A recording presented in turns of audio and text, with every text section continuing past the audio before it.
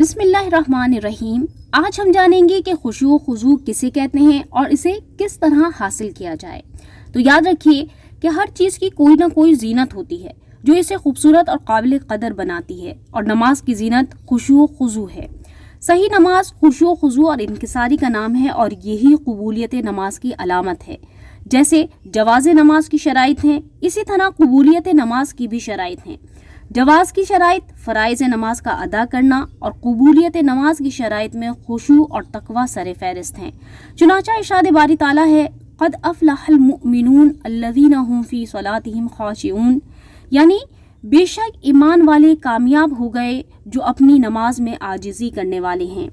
यूं ही तकवा के मुतालिक इरशाद इलाही है, इन्नमा यतक़ब्बलुल्लाहु मिनल मुत्तक़ीन, यानी अल्लाह उसी से कबूल करता है जिसे डर है। फरमाने नबी सल्लल्लाहु अलैहि वसल्लम है, जिसने कामिल खुशू से 2 रकात नमाज अदा की वो गुनाहों से ऐसा पाक हो जाता है जैसे पैदाइश के दिन था। लिहाजा अगर हम गुनाहों से निजात हासिल करना चाहते हैं तो अपनी नमाजों में खुशू को इख्तियार करना होगा।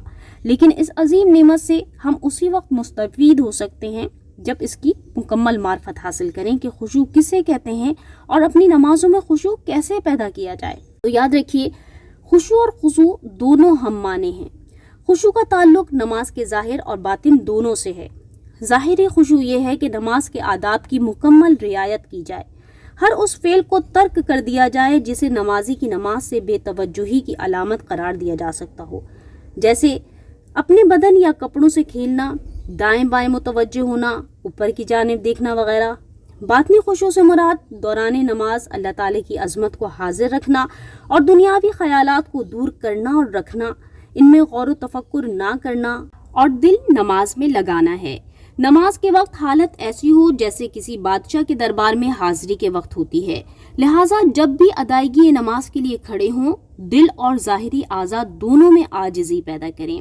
दिल खौफ और शौक इलाही में तड़प रहा हो और इसमें अल्लाह ताला के सिवा कुछ बाकी न रहे, आज़ा पुरसुकून हो। पूरी नमाज में जिस्म काबा की तरफ और दिल रब्बे काबा की तरफ मुतवज्जो हो।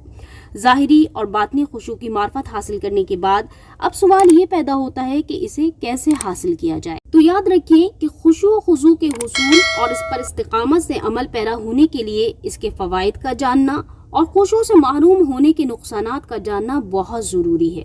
चुनांचे इसका पहला फ़ायदा ये है कि पिछले तमाम गुनाह मुआफ़ कर दिए जाते हैं। जैसे कि रसूलुल्लाह सल्लल्लाहु अलैहि वसल्लम का फरमान मुबारक है कि जिसने 2 रकात नमाज पढ़ी और इसमें जानबूझकर दुनिया का कोई ख्याल ना लाया तो इसके तमाम पिछले गुनाहों की मग़फ़िरत कर दी जाएगी। यूं ही इसकी बरकत से नमाज दर्जा कबूलियत हासिल करती है।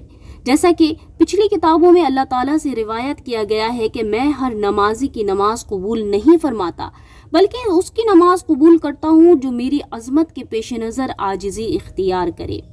इससे नमाजों की कदर कीमत बढ़ जाती है। जैसा कि हज़रत इब्ने अब्बास रदी अल्लाह ताला अन्हुमा फरमाते हैं, गौर व तफक्कुर के साथ 2 रकातें अदा करना रात भर की ऐसी इबादत से बेहतर है जिसमें दिल गाफिल हो। फ़वाइद को जानने के बाद अब हम खुशू से महरूमी के नुकसानात की तरफ आते हैं। तो पहला नुकसान ये है कि इसके ना होने से अल्लाह ताला की हुक्म उदूली लाजिम आती है। जैसा कि इरशाद बारी ताला है, व अक़ीमिस सलाता लिज़्ज़िक्री, यानी और मेरी याद के लिए नमाज कायम रख।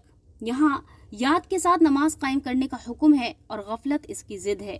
चुनांचे जो तमाम नमाज में गाफिल रहा वो इस हुक्म पर अमल पैरा होने से महरूम रहेगा।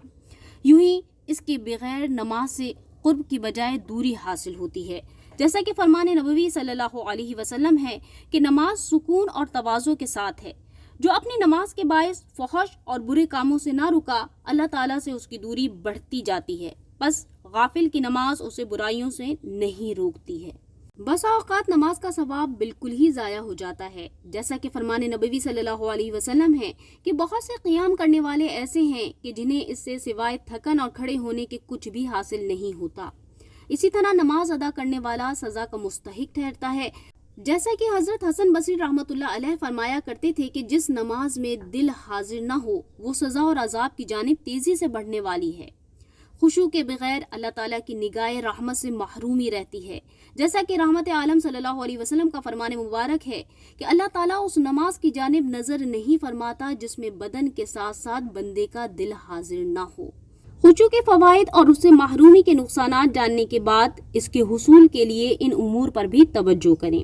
نماز شروع کرنے سے پہلے ہر اس چیز کو دور فرما دے جو خشوع کی راہ میں رکاوٹ بن سکتی ہو، مثلاً استنجے کی حاجت ہے تو اس سے فارغ ہونے، اگر بھوک لگ رہی ہے تو پہلے کھانا کھا لیں، پیاس کی طلب ہے تو پانی پی لیجئے، اگر گرمی محسوس ہو تو پنکھا چلا لیں۔ یوں ہی جس مقام پر نماز ادا کرنے کا ارادہ ہو وہاں کوئی ایسی چیز نہ رکھیں جو دوران نماز توجہ اپنی جانب مبذول کروا سکتی ہو۔ نماز شروع کرنے سے قبل مضبوط ارادے کو حاضر کریں کہ یہ نماز اسی طرح ادا کریں گے جیسے اللہ تعالیٰ اور رسول اللہ صلی اللہ علیہ وسلم پسند فرماتے ہیں۔ نماز کے مقام پر کھڑے ہو کر اپنی بائیں جانب 3 مرتبہ تھو تھو کریں، یعنی حقیقتاً تھوک نہ نکالیں، صرف آواز ہونی چاہیے، اور نیت یہ کریں کہ شیطان کے منہ پر تھوک رہی ہوں۔ اگر آنکھیں بند کرنے سے خشوع میں اضافہ ہوتا ہو تو بند کر کے ورنہ کھول کر نماز ادا کریں۔ ہلکے ہلکے اندھیرے میں نماز پڑھیں تو تجربہ شاہد ہے کہ خشوع میں اضافہ ہوتا ہے، لیکن بہت زیادہ اندھیرا نہ ہو، کیونکہ اتنے سخت اندھیرے میں نماز پڑھنا جس سے وحشت آتی ہو مکروہ تحریمی ہے۔ اللہ تعالیٰ سے طلب امداد کرتے ہوئے تکبیر لگائیں۔ قیام میں نگاہ سجدے کی جگہ، رکوع میں پاؤں کی پشت یا انگوٹھے پر، سجدے میں ناک کی نوک پر، تشہد پڑھتے ہوئے گود میں اور سلام پھیرتے ہوئے کاندھوں پر ہونی چاہیے، ان مقامات سے ہٹنے نہ پائے۔ سورہ فاتحہ اور جو سورت بار بار یا زیادہ پڑھتے ہوں ان کے معانی یاد کر لیں، عربی عبارت کے ساتھ ساتھ معانی پر بھی غور کرتے جائیں۔ کہ فرمان رسول صلی اللہ علیہ وسلم ہے کہ بندہ نماز پڑھتا ہے تو اس کے لیے نماز کا 6واں یا 10واں حصہ نہیں لکھا جاتا، بلکہ محض اتنا لکھا جاتا ہے جتنا اس نے سمجھا۔ یوں ہی قواعد تجوید کی رعایت کریں اور ہر حرف کی ادائیگی کے وقت اس کے مخارج پر توجہ کرتے رہیں۔ اللہ تعالیٰ کا فرمان ہے وَرَتِّلِ الْقُرْآنَ تَرْتِیلًا، یعنی اور قرآن خوب ٹھہر ٹھہر کر پڑھو۔ یوں ہی دوران نماز جیسے ہی توجہ ہٹتی محسوس ہو پھر ہمت مجتمع کر کے اللہ تعالیٰ کی جانب متوجہ ہو جائیں، اور جتنی دیر غفلت محسوس ہو بعد نماز اس کا کفارہ ادا کرنے کی کوشش کریں، مثلاً 50 مرتبہ درود پاک پڑھنے، 1 روزہ یا کچھ مال صدقہ کرنے، جو بھی آپ کو بہتر محسوس ہو اسے اختیار کر لیجئے تاکہ نفس اور شیطان آپ کو بآسانی غفلت کی جانب مائل نہ کر سکیں۔ اس نعمت کے حصول کے لیے حضرت حاتم اصم رحمۃ اللہ علیہ کی مثل اہتمام کرنا بہت ضروری ہے۔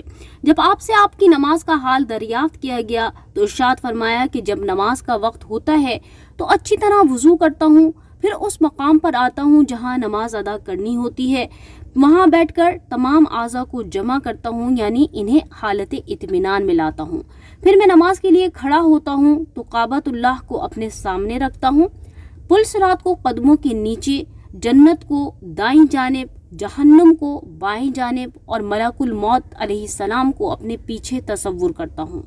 پھر اس نماز کو اپنی آخری نماز سمجھ کر خوف اور امید کے ساتھ کھڑا ہوتا ہوں، بلند آواز سے تکبیر کہہ کر ٹھہر ٹھہر کر قرأت کرتا ہوں، پھر عاجزی کے ساتھ رکوع اور خشوع کے ساتھ سجود ادا کرتا ہوں، پھر اپنی الٹی سرین پر بیٹھ کر سیدھا پیر کھڑا کر لیتا ہوں اور ساری نماز میں اخلاص اور خوب خیال کر رکھتا ہوں، پھر بھی میں نہیں جانتا کہ یہ نماز بارگاہ الہی میں قبول ہوتی ہے یا نہیں۔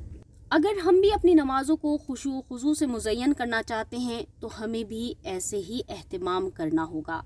اہل معرفت کہتے ہیں کہ نماز 4 چیزوں کا نام ہے: علم سے آغاز، حیا کے ساتھ قیام، تعظیم سے ادائیگی اور خوف خدا کے ساتھ اس کا اختتام۔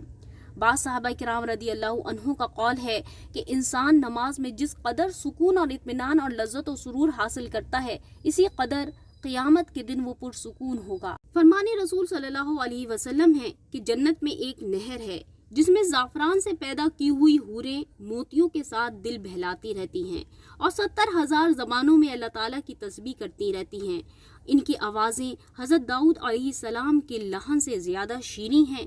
وہ کہتی ہیں ہم ان کے لیے ہیں جو خشوع و خضوع سے نمازیں پڑھتے ہیں۔ اللہ تعالیٰ فرماتا ہے میں ایسی نمازی کو اپنے جوار رحمت میں جگہ دوں گا اور اسے شرف دیدار بخشوں گا جو خشوع و خضوع سے نمازیں ادا کرتا ہے۔ آئیے خشوع و خضوع کے ذریعے ہم بھی ان نعمتوں کو حاصل کرنے کی کوشش کریں۔ اللہ تعالیٰ ہم سب کو خشوع و خضوع اختیار کرتے ہوئے بہترین نماز پڑھنے کی توفیق عطا فرمائے، آمین۔